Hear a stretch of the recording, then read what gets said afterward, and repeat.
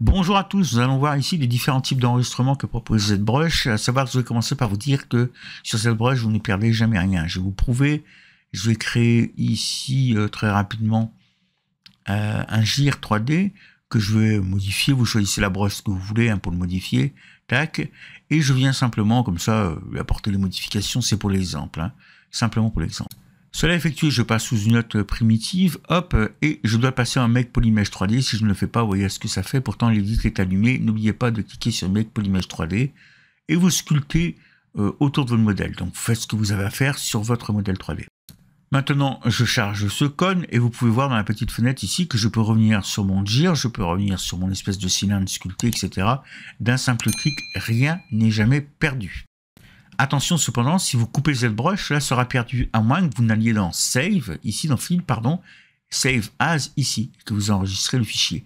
Dans ces cas-là, vous enregistrerez dans ce répertoire ici, où vous voudrez, vous définissez le répertoire, l'ensemble du projet. L'ensemble du projet veut dire que vous allez enregistrer les trois objets que nous venons de faire. Si on vient ici et qu'on active l'Undo History, on peut donc enregistrer l'historique de chaque objet. D'accord? Donc ça peut peser très très lourd. Il suffit de l'activer comme ceci. Ok? Ça peut peser très très très lourd dans votre ordinateur. Ici, si on duplie Canva, vous verrez que vous voyez encore, il y a un Save As ici. On peut venir dans Document, Save As, c'est exactement la même chose. Je n'utilise pas beaucoup la commande pour enregistrer avec des documents, finalement c'est du 2D. Il existe encore une autre commande, je vais réouvrir le file ici avec le Tool Mesh et on va voir, si vous regardez en haut à droite, vous voyez que lorsque je passe ma souris, la sélection dans Tool est exactement la même. Ça va me permettre d'enregistrer mes tools, ce qui s'appelle les tools, plus communément appelés des subtools pour nous. Alors si vous choisissez de passer par Save ici et d'enregistrer un ZPR, ce qu'on a vu avec l'Undo Historique, vous allez avoir des fichiers qui sont très très volumineux, parfois plusieurs gigas.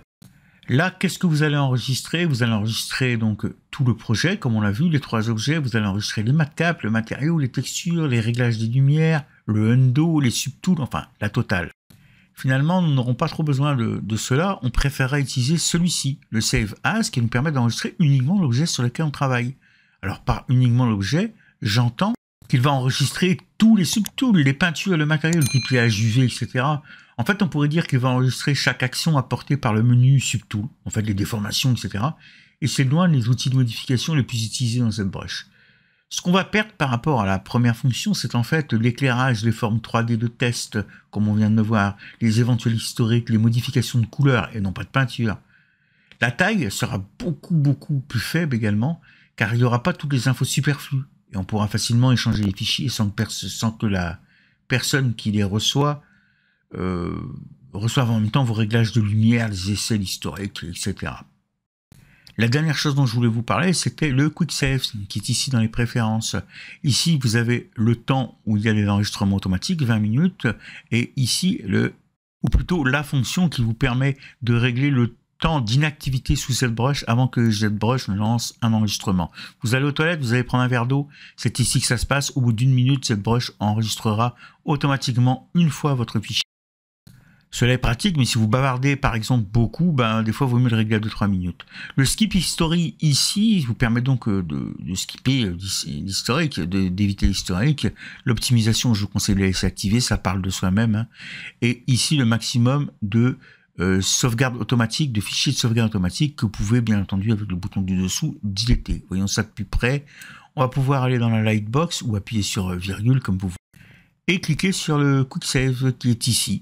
Et c'est tous ces fichiers-là, en fait, tous ces fichiers qui sont ici, que vous allez retrouver en sauvegarde automatique. Alors là, volontairement, j'ai fait quelques phases, en donnant quelques formes, et voilà ce que ça m'a enregistré automatiquement. J'en suis là dans la création de mon modèle. C'est un départ de modèle.